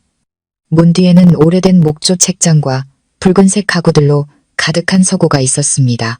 먼지 하나 없이 항운 항습이 유지되고 있었고 중앙에는 청동 향로가, 벽에는 강씨 가문 족보가 걸려 있었습니다. 구석에 홀로그램 시스템이 자동으로 켜지며 음성이 흘러나왔습니다. 돌아오신 것을 환영합니다. 소주, 사주님. 바로 그때 응접실에 있던 노부인이 막 찻잔을 들었을 때 집사 한 명이 황급히 뛰어 들어왔습니다. 사모님, 큰일 났습니다. 무슨 일이냐? 그녀는 미간을 찌푸렸습니다. 집사는 식은땀을 흘리며 말했습니다. 회장님의 서재문이 열렸습니다. 노부인의 얼굴이 굳어졌습니다. 누가 열었느냐? 그 아이입니다. 아무도 알려주지 않았는데 문이 저절로 열렸습니다. 시스템이 그 아이를 누군가로 인식하고 들여보냈습니다. 노부인은 쾅하고 책상을 내리쳤습니다. 찻잔이 깨져나갔죠. 그리고 그때 시우는 이미 서재 안으로 조심스럽게 걸어 들어가 낡은 사진 앞에 서 있었습니다. 사진 속에는 여러 사람이 있었습니다. 강진혁의 젊은 시절, 강태준의 어린 시절, 그리고 흑백 사진 속 끊어진 혈통의 흔적들. 그는 고개를 들고 조용히 말했습니다. 엄마가 그랬어. 여기는 예전에 외할아버지 서재였다고. 그럼 나 여기서 책 좀 봐도 돼요? 작은 시우는 높은 원목 의자에 앉아 있었습니다. 발이 땅에 닿지 않았죠. 서재는 조용했습니다. 에어컨 소리와 홀로그램 빛이 간간히 변하는 것 외에는 그는 그림이 곁들여진 손자병법 책을 펼쳐 한 장 한 장 진지하게 보고 있었습니다. 문 밖의 발소리가 점점 가까워졌습니다. 다음 순간 쾅 하는 소리와 함께 붉은 서재문이 거칠게 열렸습니다. 강노 부인이 하인의 부축을 받으며 뛰어 들어왔습니다. 얼굴은 새파랗게 질려 있었고 눈빛은 서재를 불태울 듯 이글거렸습니다. 당장 거기서 나오지 못해. 그녀는 시우를 가리키며 집 전체를 울리는 목소리로 소리쳤습니다. 여기는 강씨 가문의 주인이 쓰는 서재다. 아무나 들어오는 곳이 아니야. 내까지 게 뭔데 감히 여기에 앉아 조상님의 책을 뒤적여. 시우는 겁에 질려 몸을 움츠렸습니다. 서정희는 뒤따라 망문에 도착했을 때 노부인이 아들을 향해 분노를 터뜨리는 것을 보았습니다. 그녀의 눈빛이 차갑게 가라앉았습니다. 즉시 아들 앞을 막아섰죠. 사모님, 언행을 삼가시죠. 네가 피 좀 뽑았다고 기고만장하는구나. 노부인은 한치도 물러서지 않았습니다. 칼날 같은 시선으로 쏘아붙였죠. 강씨 가문 대대로 내려온 규칙은 네가 어디서 굴러먹던 씨앗 하나 데리고 온다고 해서 깨지는 게 아니다. 이 서재는 회장님께서 직접 지목한 후계자만이 들어올 자격이 있다. 그렇지 않으면 대역죄다. 그걸 방조하는 자도 죄인이고 그녀의 목소리는 점점 높아졌고 밖에 친척들도 하나둘 몰려와 구경하기 시작했습니다. 서정이는 냉소했습니다. 하지만 저희는 문을 부수고 들어온 게 아닙니다. 문이 스스로 열렸지 않습니까? 내 인연이. 노부인이 막 화를 터뜨리려던 순간 방 안에서 낮고 묵직한 목소리가 들려왔습니다. 거스를 수 없는 무게감이 실린 목소리였습니다. 그만들 해라. 모두가 뒤를 돌아보았습니다. 어느새 강진혁이 문 앞에 서 있었습니다. 용머리 지팡이를 짚고 오랫동안 들어오지 않았던 이 서재로 천천히 걸어 들어왔습니다. 그의 시선은 먼저 시우에게 머물렀습니다. 작은 아이는 얌전히 앉아 책을 덮고 조용히 일어나려 하고 있었습니다. 그리고 그는 노부인을 바라보았습니다. 이 방은 들어오면 안 된다고 했느냐. 노부인은 잠시 당황했습니다. 제 말이 그게 아니라 이 방은 당신께서 직접 권한을 설정하지 않으셨습니까? 저는 그저 강진혁은 문틀에 밝힌 제어판 앞으로 천천히 걸어가 손으로 몇 번 눌렀습니다. 화면에 즉시 데이터 기록이 나타났습니다. 현재 접근 기록, 후손 번호 1, 자동 활성화, 지문 인식, 권한 승인 완료. 네, 눈으로 직접 보거라. 그는 화면을 보지도 않고 담담하게 말했습니다. 이 방의 문은 10년간 열리지 않았다. 오직 강씨 가문의 미래 주인만이 열 수 있다고 말한 것은 바로 너였다. 노부인의 얼굴이 서서히 하얗게 질려갔습니다. 입술이 가늘게 떨렸지만 한마디도 반박하지 못했습니다. 강진혁은 천천히 서재 중앙에 섰습니다. 그래서 그는 잠시 말을 멈추고 주위를 둘러보았습니다. 마지막 한마디는 쇠망치처럼 소리 높여 울려 퍼졌습니다. 이 방은 혈통을 알아보는 것이지 사람을 가리는 게 아니다. 이 아이가 들어올 수 있다면 그것이 곧 주인이라는 뜻이다. 강씨 가문 전체가 바늘 떨어지는 소리도 들릴 만큼 조용해졌습니다. 더 이상 아무도 감히 의문을 제기하지 못했습니다. 시우는 눈을 동그랗게 뜨고 알듯 말듯한 표정으로 지팡이를 짚은 할아버지를 바라보았습니다. 강진혁은 고개를 숙여 그를 바라보며 한결 부드러워진 목소리로 말했습니다. 이 방이 마음에 들면 자주 오너라. 앞으로는 내 서재다. 노부인의 얼굴에서 핏기가 서서히 가셨습니다. 그녀는 서정인의 손에 들린 붉은 목함, 그 안의 인장을 불길한 물건처럼 쳐다보았습니다. 다음 순간 지팡이로 바닥을 쿵 하고 내리쳤습니다. 말도 안 돼. 그녀는 소리쳤습니다. 저 여자는 외부인이다. 어찌 감히 강씨 가문의 인장을 손에 쥔단 말이냐. 서정이는 말없이 담담한 표정으로 서 있었습니다. 그저 고개를 살짝 돌려 상석에 앉아 태연하게 차를 마시는 강진혁을 바라보았습니다. 나이가 들었지만 여전히 침착한 그 남자는 천천히 고개를 들어 찻잔을 내려놓았습니다. 그리고 아무렇지 않게 말했습니다. 외부인이 아니다. 시우의 어머니다. 노부인은 분노에 차 웃었습니다. 시우의 어머니라니 내 손자인 것은 맞겠지. 하지만 저 여자는 강태준이 밖에서 놀다 데리고 온 여자일 뿐이다. 명분도 신분도 없는 여자. 오늘 저 여자에게 강씨 가문의 인장을 맡기면 내일은 족보에라도 올릴 셈이냐. 저 여자는 강씨 가문 사람이 아니다. 어찌 감히 강씨 가문의 아이를 맡는단 말이냐. 강진혁은 즉시 대답하지 않았습니다. 그는 옆에 탁자에서 옅은 회색의 서류 봉투를 꺼내 옆에 선 전담 변호사에게 건넸습니다. 변호사는 일어나 응접실 중앙으로 걸어 나와 서류를 펼쳐들고 큰 소리로 낭독했습니다. 강씨 가문 핵심 후계자 강시우 군은 아직 나이가 어린 관계로 특별히 서정인 여사를 법적 후견인으로 지정한다. 서정인 여사는 강시우 군의 생모로서 지금부터 강씨 가문 핵심 후계자의 보조 후견인 권한을 공식적으로 위임받으며 교육, 의료, 재무, 출입국, 대인관계 결정 등 모든 부분에 있어 동등한 권한과 책임을 가진다. 본 공고는 발표 즉시 효력이 발생한다. 노부인의 얼굴이 새하얗게 질렸습니다. 순식간에 온몸에 피가 빠져나가는 듯 했습니다. 미쳤구나. 그녀는 중얼거렸습니다. 네가 정말로 저 여자에게 직계의 후견인 권한을 부여했어. 강진혁은 그녀를 쳐다보며 낮은 목소리로 말했습니다. 네가 물었지. 저 여자가 강씨 가문 사람이냐고. 그는 화내지도 흥분하지도 않았습니다. 평온한 어조였지만 한 글자 한 글자가 쇳덩이처럼 무거웠습니다. 이제 저 여자가 하는 말은 강씨 가문 전체가 들어야 한다. 그걸로 충분한가. 노부인은 비틀거리며 한 걸음 물러섰습니다. 옆에 반개 친척들이 황급히 부축했지만 감히 입을 열지 못했습니다. 응접실 안의 모든 사람들은 서로 눈치만 볼 뿐 쥐 죽은 듯 조용했습니다.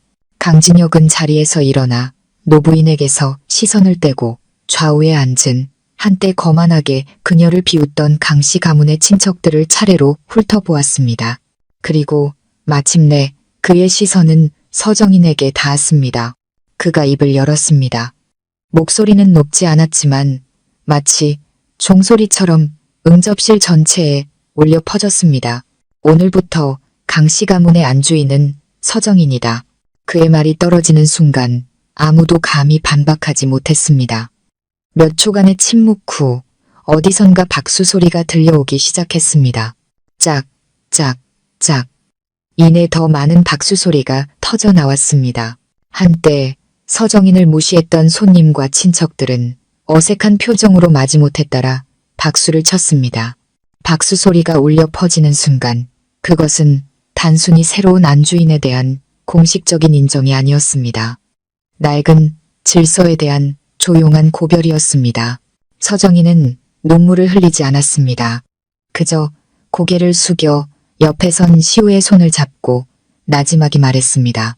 이 소리를 기억해. 오늘부터 우리는 더 이상 남의 집에 얹혀 사는 사람이 아니야. 도시 서쪽 최고급 프라이빗 클럽 5층 로즈홀 여성과 사상이라는 이름의 VVIP 사교 모임이 열리고 있었습니다. 샴페인과 최고급 요리, 다이아몬드쇼, 한정판 명품. 배경음악부터 웨이터의 넥타이 매듭까지 모든 것이 상류층의 우아하고 배타적인 질서를 드러내고 있었죠. 서정인은 입구에 서 있었습니다. 차분한 남색 드레스에 화장은 정교했지만 차가웠습니다. 이런 자리에 올 생각은 없었지만 특별한 초대장을 받았습니다. 강씨 가문의 재무대표 자격으로 당일 금융 세션에 참여해달라는. 발신인은 최유라.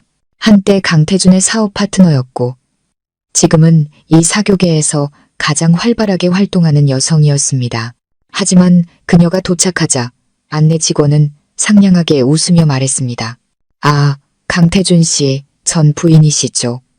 이쪽으로 가시면 됩니다. 서정인의 눈빛이 살짝 차가워졌지만 아무 말 없이 그를 따랐습니다. 그녀는 홀 가장 구석 장비 상자와 카메라 레일 옆에 원형 테이블로 안내되었습니다. 테이블 윗꽃은 시들었고 주변 다른 테이블은 화려한 조명 아래 값비싼 옷을 입은 여성들로 가득했습니다. 향수와 권력이 뒤섞인 공기 속에서 그들은 서로의 손목에 찬 신상 시계와 한정판 가방을 자랑하고 있었습니다. 서정인이 막자리에 앉아 무대 위 사회자가 소개를 시작했습니다. 그녀의 초대 자격이나 강씨 가문에서의 현재 직책은 언급되지 않았습니다. 사회자는 그저 가볍게 한마디 던졌을 뿐입니다. 그리고 이분은 강태준 씨의 전 부인 되시겠습니다. 객석에서 나지막한 웃음소리가 터져 나왔습니다. 서정인은 미동도 하지 않았습니다. 눈꺼풀조차 들어올리지 않았죠. 중앙 상석에 앉아있던 한 여자가 새빨간 립스틱을 바른 채 거대한 분홍색 다이아몬드 반지를 햇빛에 비춰보고 있었습니다. 강태준의 새로운 연인 최유라였습니다. 명목상으로는 강성그룹 투자 부문 문화 고문이었지만 사실상 공개적인 동거 관계였죠. 아, 정말 정인 언니 보면 마음이 아파. 그녀는 애교 섞인 목소리로 웃으며 옆자리 귀부인에게 한탄하듯 말했습니다. 한때는 저 언니도 주인공이었는데 말이야. 목소리는 부드러웠지만 말 한마디 한마디에 가시가 돋쳐 있었습니다. 그래도 아이 내세워서 자리 잡는 것도 힘들겠지. 여자란 게 원래 그런 모성애로 동정표 좀 얻는 거 아니겠어? 주변 기부인들이 맞장구를 치며 웃었습니다. 저분 예전에 통역사였다면서 이런 재무적인 건 잘 모를 텐데. 그러게 말이야. 저런 사람이 어떻게 강씨 가문을 대표해서 와? 요즘은 정말 아무나 이런 자리에 앉네. 서정희는 여전히 움직이지 않았습니다. 조용히 차를 한 모금 마시는 동작은 마치 아무것도 듣지 못한 듯 여유로웠습니다. 하지만 그 모든 조롱이 홀을 가득 채울 무렵 갑자기 그녀는 고개를 들어 사회자를 쳐다보았습니다. 목소리는 바람처럼 가벼웠지만 홀 안의 모든 소음을 잠재웠습니다. 소개는 다 끝나셨나요? 아직이라면 제가 직접 하도록 하죠. 홀 안이 순간 조용해졌습니다. 누군가는 고개를 돌렸고 누군가는 입을 가리고 웃었으며 누군가는 아예 하던 행동을 멈추고 구경거리를 기다렸습니다. 서정희는 천천히 일어섰습니다. 굳이 목소리를 높이지 않았지만 침착하고 분명한 어조였습니다. 마치 소리 없이 칼집에서 뽑아낸 날카로운 비수처럼 피 한 방울 흘리지 않고 상대를 베는 듯 했습니다. 저는 서정인입니다. 강씨 가문 신탁자산의 합법적 재무대리인이자 현재 강성그룹 핵심 자산 리스크 관리 총괄을 맡고 있습니다. 그녀는 말을 마치고 담담하게 사회자를 쳐다보았습니다. 제 소개를 빼먹으신 건 괜찮습니다. 어차피 자산순위 명단에서는 제가 당신보다 위에 있을 테니까요. 사회자의 얼굴이 굳어졌습니다. 귀부인석에서 먼저 비웃음이 터져나왔습니다. 최유라는 와인을 한 모금 마시고 나른하게 고개를 갸웃거렸습니다. 재무대리인? 아, 알겠다.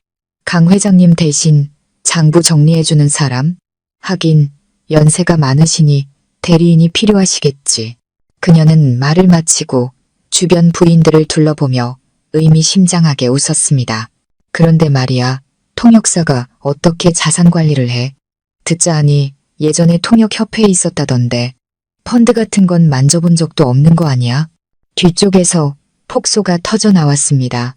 그때 누구 개인 통역사였다면서. 독일어 전공해서 영어 몇 마디로 강씨 가문 황금 수저 물었으면 출세한 거지. 재계에서는 학벌이랑 경력을 보는데 저 사람이 S급 펀드를 알기나 할까? 영어 좀 외운다고 1급 자산을 관리할 수 있겠어? 서정희는 여전히 응수하지 않았습니다. 그저 몸을 살짝 틀어 손에 든 우윳빛 서류 봉투를 테이블 위에 올려놓고 가볍게 밀었습니다. 그것은 펀드 계약서 원본이었습니다. 전부 독일어로 되어 있었고 빼곡한 전문 용어와 투자 조항이 가득했습니다. 그녀의 목소리는 담담했습니다. 여러분의 말이 맞습니다. 저는 통역사 출신입니다. 그래서 여러분보다 이 펀드 계약서에 얼마나 많은 오류가 숨겨져 있는지 더 잘 볼 수 있죠. 혼란이 순간 조용해졌습니다. 최유라의 얼굴이 굳어졌습니다. 그게 무슨 소리야? 서정희는 희미하게 미소 지으며 손가락으로 서류의 세 번째 페이지를 가리켰습니다. 예를 들어 여기 자산 귀속권에 대한 문장은 독일계 펀드가 투자자가 계약서를 꼼꼼히 읽었는지 시험하기 위해 숨겨놓은 함정 신호입니다. 그녀는 다시 8번째 페이지를 가리켰습니다. 그리고 이 부분, 금융상품 유통권에 대한 설명은 2016년 버전의 법 조항을 잘못 사용했습니다. 이 계약서는 2024년에 발표된 것인데도 말이죠. 만약 여러분이 이 계약서에 정말 서명했다면 최대 3개월 안에 무효 조항으로 인한 법적 책임을 지게 될 겁니다. 객석이 순식간에 조용해졌습니다. 귀부인들은 서로 얼굴만 쳐다볼 뿐이었고 계약할 생각이었던 몇몇 투자자들은 이미 조용히 계약서 사본을 가방에 넣기 시작했습니다. 갑자기 무대에 앉아있던 금발의 중년 남성이 일어나 그녀에게로 걸어왔습니다. 그는 정장을 입고 배지를 단 채 무표정하게 서정인 앞에 서서 손을 내밀었습니다. 저는 미넨은행 동아시아 담당 대표 클라우스 하트입니다. 저희 계약서에 의도적으로 심어놓은 함정을 지적해 주셔서 감사합니다. 이 펀드는 본래 아시아 지역 투자자들의 실제 계약서 독해 능력을 시험하기 위한 프로젝트였습니다. 이 자리에서 당신은 그것을 완벽하게 이해한 유일한 사람입니다. 그는 객석을 향해 돌아섰습니다. 저희 은행은 오직 이분과만 계약하겠습니다. 그 순간 호라는 완벽한 정적에 휩싸였습니다. 모든 비웃음과 수군거림, 의심과 조롱이 오직 이분과만 계약하겠다는 한마디에 마치 목이 졸린 듯 끊어졌습니다. 형식적으로만 보였던 독일어 서류는 이 순간 가장 치명적인 무기가 되었습니다. 그리고 서정희는 이 자리에서 그 칼을 다룰 수 있는 유일한 사람이었습니다. 미넨 은행 대표 옆에 서 있던 통역사의 얼굴이 굳어지며 무언가 말하려 했지만 클라우스는 손을 저어 그를 물러나게 했습니다. 그는 다시 서정인을 바라보며 독일어로 말했습니다. Sei sein da ist person, die dieses Document wirklich verstanden hat. 당신은 이 문서를 진정으로 이해한 첫 번째 사람입니다. 서정인은 당황하지 않고 완벽한 독일어로 대답했습니다. Weil ich nicht know, da es on, 제, sondern auch die Absicht dahinter. 저는 숫자뿐만 아니라 그 뒤에 숨은 의도까지 보기 때문입니다. 홀 안에 모든 사람들이 경악했습니다. 독일어를 모르는 사람조차도 그 유창하고 막힘없는 발음과 리듬을 느낄 수 있었습니다. 그것은 대본을 외운 수준이 아니었습니다. 전문가 수준의 실시간 대화였습니다. 최유라의 손에 들린 와인잔이 미세하게 떨리며 몇 방울의 와인이 그녀의 드레스를 붉게 물들였습니다. 주최 측 사회자는 마침내 정신을 차리고 어색한 얼굴로 무대에 올라 마이크를 잡았습니다. 그럼 서정인 씨께 현장에서 PPT를 번역해 주실 수 있는지 부탁드려도 될까요? 다른 분들도 이해할 수 있게요. 그러죠. 서정인은 무대로 올라섰습니다. 평온했지만 망설임은 없었죠.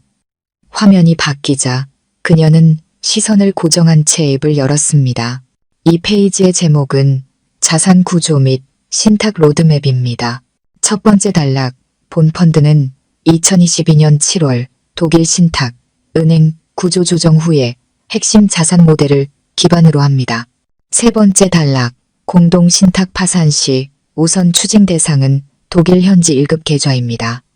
이 점은 한국어 자료에서는 의도적으로 약화되어 있습니다. 그녀의 번역은 동시통역 수준으로 빨랐고 문장과 문장 사이는 빈틈이 없었습니다. 그러다 잠시 멈추고 여섯 번째 페이지를 가리켰습니다. 이 페이지는 문제가 있습니다. 자산 귀속권 항목에서 해외 수탁자를 오너시프, 소유권, 이 아닌 홀딩 보유으로 표기했습니다. 이는 자금 청산 시 해당 자금이 플랫폼에 임시 보관된 상태이며 법적 소유권이 없음을 의미합니다. 투자자는 즉시 자금을 회수할 권리가 없습니다. 그 말이 떨어지자 객석이 술렁이기 시작했습니다. 그게 무슨 소리예요? 서정희는 고개를 돌려 여전히 평온하게 말했습니다.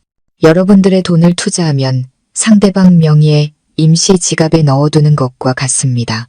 문제가 생기면 그들이 먼저 도망가고 여러분은 되찾을 권리조차 없다는 뜻입니다. 아니, 소란스러워졌습니다. 누군가는 이미 핸드폰을 꺼내 이 펀드에 문제가 있는지 찾아보기 시작했고 주최 측이 이 사실을 알고 있었는지 의심하는 목소리도 들려왔습니다. 무대 위에 클라우스는 직원에게 마지막 페이지를 띄우라고 지시했습니다. 서정희는 화면을 훑어보고 입을 열기 전에 잠시 멈칫했습니다.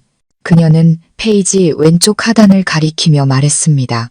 이 페이지는 2016년판 독일 사모펀드 감독백서를 인용했는데 이 중 핵심 조항은 2021년에 이미 폐기되었습니다. 이 문서는 국내에 아직 등록되지 않은 회색지대 자산 문서입니다. 그 말이 나오자 객석은 완전히 뒤집어졌습니다. 수억 원을 투자하려던 몇몇 투자자들은 얼굴이 새파랗게 질려 자리를 박차고 나갈 기세였습니다. 그때 클라우스가 갑자기 박수를 치기 시작했습니다. 짝짝짝. 그는 진심으로 서정인에게 손을 내밀었습니다. 감사합니다. 저희 은행은 매 아시아 설명회마다 의도적으로 잘못된 조항을 넣어 진정으로 계약을 이해하는 파트너를 식별합니다. 오늘 오직 당신만이 그 시험을 통과했습니다. 그는 사회자를 돌아보며 말했습니다. 모든 자료를 수정해 주십시오. 강씨 가문은 앞으로 오직 이분께서만 대표하십니다. 서정희는 가볍게 고개를 숙였을 뿐 어떤 자만심도 보이지 않았습니다. 그저 무대에서 내려와 처음 배정받았던 구석 자리로 돌아갔습니다. 하지만 이제 그 구석은 홀 전체에서 가장 밝게 빛나는 곳이 되어 있었습니다. 3년 후 서울 여의도 금융중심가 파크원타워 78층 아침 7시 40분 짙은 안개가 자욱한 여의도 마천루들은 마치 하늘에 떠있는 외로운 섬들처럼 고요하고 서늘했습니다. 통유리창 앞에 서정희는 짙은 회색 가죽 의자에 앉아 있었습니다. 맞춤 제작한 정장을 입고 목에는 아무런 장신구도 없었죠. 마치 잘 벼린 칼날처럼 단정했습니다. 그녀는 글로벌 여성 금융 안전 포럼의 사전 보고서를 넘기고 있었습니다. 손목의 시계는 독일 장인의 정밀한 기술이 새겨진 채 똑딱거리며 7시 41분을 가리키고 있었습니다. 사무실은 얼음처럼 고요했습니다. 문 밖에서 가벼운 노크 소리가 들려왔습니다. 임 비서가 조심스럽게 문을 열고 들어왔습니다. 손에는 방문객 명단을 들고 있었죠. 잠시 망설이다가 입을 열었습니다. 강태준 씨가 출소했습니다. 서정인의 손이 멈칫했습니다. 그녀는 고개를 들지 않은 채 그저 나지막이 응하고 답했습니다. 임 비서는 그녀의 표정을 살피며 한마디 덧붙였습니다. 대표님을 뵙고 싶다고 면회 신청을 했습니다. 이번에는 서정인이 고개를 들었습니다. 그녀의 눈동자는 수은처럼 차갑고 어떤 파문도 잃지 않았습니다. 그저 비서를 힐끗 쳐다보며 공기처럼 담담하게 물었습니다. 어떤 신분으로 신청했죠? 임 비서는 낮은 목소리로 답했습니다. 일반 방문객입니다. 서정희는 시선을 거두고 천천히 서류를 덮었습니다. 그리고 일어나 통유리창 앞으로 걸어갔습니다. 조각상처럼 꼿꼿이 선 그녀의 등 뒤로 서울의 금융 심장이 흐르고 있었습니다. 이곳에서 내려다보면 도시의 숨결이 보였지만 어떤 소음도 들리지 않았습니다. 한참 후 그녀는 조용히 물었습니다. 내가 이 빌딩의 지분 이사 중 한 명이라는 건 알고 있답니까? 네, 알고 있습니다. Now, 내가 현재 전국 여성 공익기금의 이사장이라는 것도? 그녀의 목소리는 차분했습니다. 네, 그것도 알고 있습니다. 국제상공회의소 부회장이라는 것도? 네, 전부 알고 있습니다. 서정희는 희미하게 웃었습니다. 하지만 그 웃음은 지독히도 차가웠습니다. 그녀는 다시 커다란 의자에 돌아와 앉아 두 손을 무릎 위에 포겠습니다. 모든 걸 알면서도 나를 만나러 왔다라. 참 재미있군요. 임 비서는 감히 말을 잇지 못했습니다. 서정희는 잠시 침묵하다 창밖을 바라보며 나지막이 중얼거렸습니다. 저 구름 아래에는 온통 그가 과거에 무시했던 내가 있구나. 그녀는 눈을 감고 길게 숨을 내쉬었습니다. 마치 3년 동안 묵혀두었던 먼지 같은 감정을 조심스럽게 털어내듯 몇 초 후 그녀는 다시 눈을 뜨고 늘 그랬듯 차갑고 단호한 목소리로 말했습니다. 만나지 않겠습니다. 서정희는 면회를 거절했지만 그 일을 완전히 무시하지는 않았습니다. 그녀는 손을 들어 책상을 2번 두드렸습니다. 1층 방문객 입구 쪽 CCTV 연결하세요. 비서는 즉시 화면을 연결했습니다.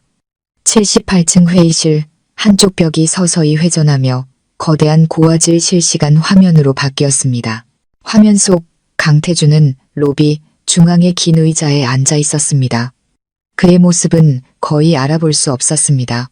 한때 재계의 샛별이라 불리던 잘생긴 얼굴은 이제 늙고 지친 상처투성이었습니다. 툭 튀어나온 광대뼈, 깊게 펜 다크서클. 눈에는 과거의 총명함과 날카로움이 완전히 사라져 있었습니다.